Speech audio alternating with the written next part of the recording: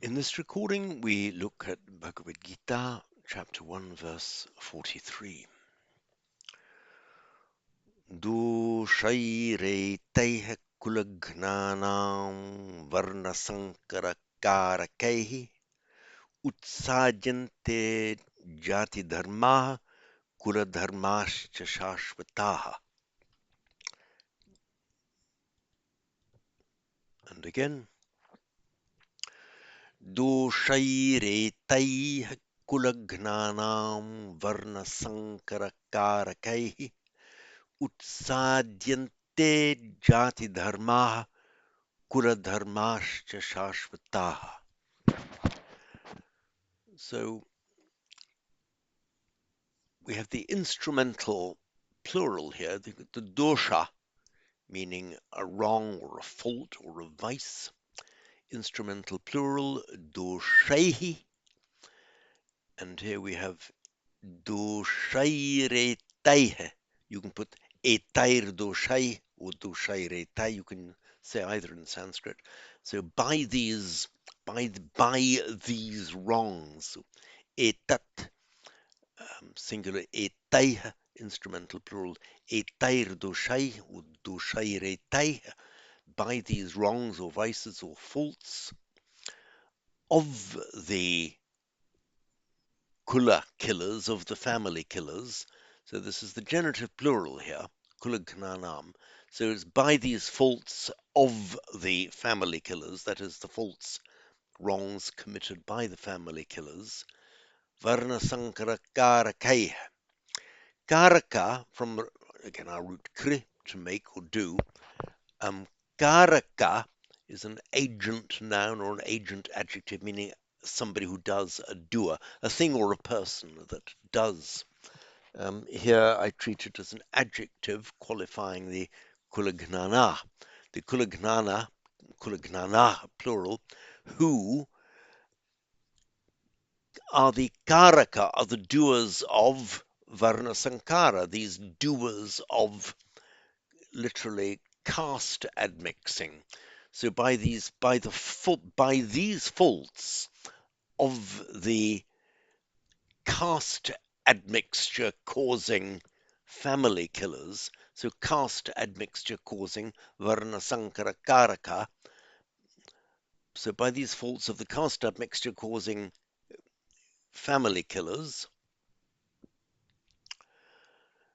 utsajante jati dharmaha.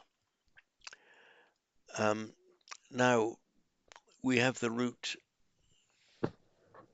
sad sidati, a little bit irregular because the ah becomes an e in the present tense.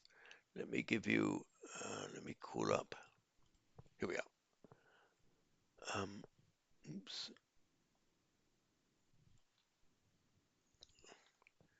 Try and enlarge it a bit for you. Here we are. So we have the root sed,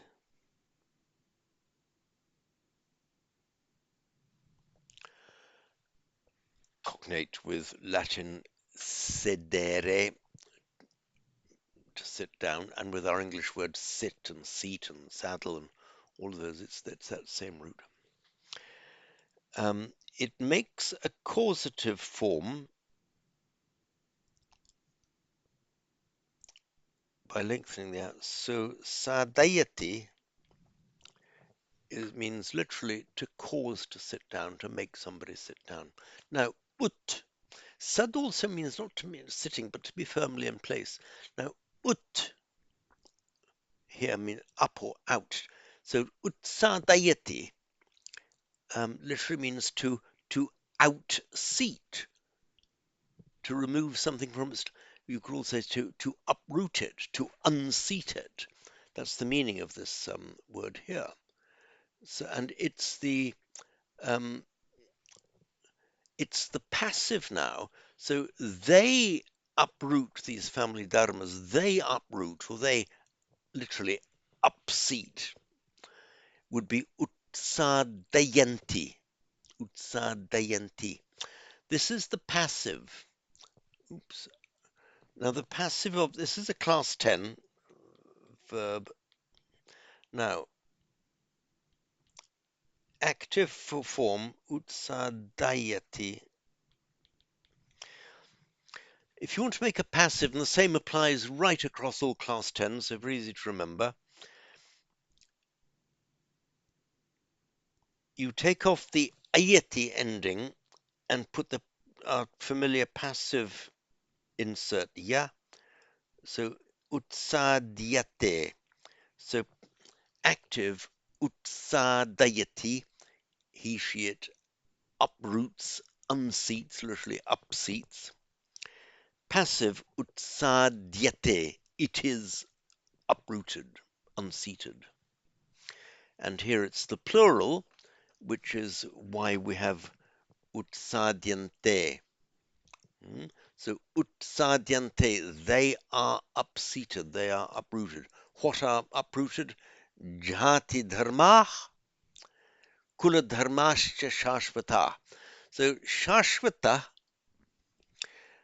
an adjective meaning like eternal, perpetual, that have say, existed from time immemorial in the present context. So the here the dharma is used in the sense of everything that contributes to the being, the structure, the form, the way of doing, the laws, law L-A-W and law L-O-R-E, all your family traditions and rituals. All of these are your dharma. So these shashvata, eternal from time, existing from time immemorial, jati dharma and kula dharma. Now we've already seen kula dharma, and those are the particular dharma of your kula. Broader than the kula dharma are the jati dharma. So you've got the kula dharma that are the specific rites, acts, and rituals, and so on, specific to your family. You have also got the wider jati dharma, which are the laws and the rights, the customs, and all of the rest of it, and this very wide meaning of dharma that are of your caste rather than specifically of the family. So your kula, of course, exists within a jati. Your family exists within a caste. Jati literally means birth.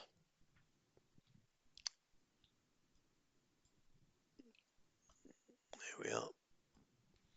So it's from the root jan, to give birth or to be born, and as we've seen many times, cognate with the Greek gen, as which we have in English as genesis, a genus, and also with the Latin gen, which we have in generation, generate. In fact, it's almost impossible to separate the Greek and the Latin roots gen. They're both from jan, to be born. It is slightly irregular because you would expect the past participle, to be made in the regular way by adding just the ta to the root. So you would have expected, I'm writing incorrect form here, that's the meaning of the asterisk. So janta does not exist. That we don't have that form. In fact, it is jata. Jata just means born. The same phenomenon we see when we add the ti to the root. That's the T that makes a verbal noun. So we had jati. So jati literally means just birth. It can mean the physical process of birth is jati. But it also has the wider meaning of the caste into which you are born. So that also is the meaning of jati. In fact, even in India now, if you need to ask somebody what caste he is, In Hindi, you'd say, "Aapki jati kya hai?" I mean, what is your jati? What is your birth? Sorry, I've lost my place.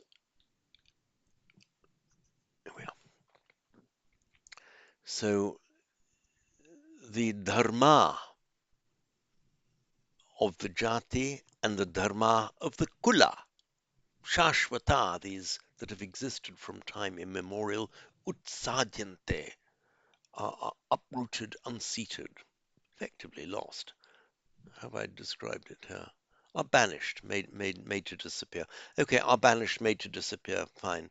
But remember the root meaning, uts, to upseat, to take from its seat, almost like uproot. Um, so we'll read through this again. दोषैरेतैः कुलघ्नानां वर्णसङ्करकारकैः उत्साद्यन्ते जातिधर्माः कुलधर्माश्च शाश्वताः. And once more, दोषैरेतैः कुलघ्नानां वर्णसङ्करकारकैः उत्साद्यन्ते जातिधर्माः kuladharmascha shashvataha. And just one last thing, remember, jati dharma, kuladharmascha shashvata are all in the nominative. These are masculine nominative plurals. They're nominative because they're the subject of the passive verbs. They're very much as in Greek and Latin and English. The subject of the passive verb is in the nominative. So these dharma are uprooted. The same as in English. These dharmas are uprooted. Dharmas here is the subject of the verb are, and are uprooted as a compound verb is a passive. That accounts for the nominative case here. Right. That is all on this video.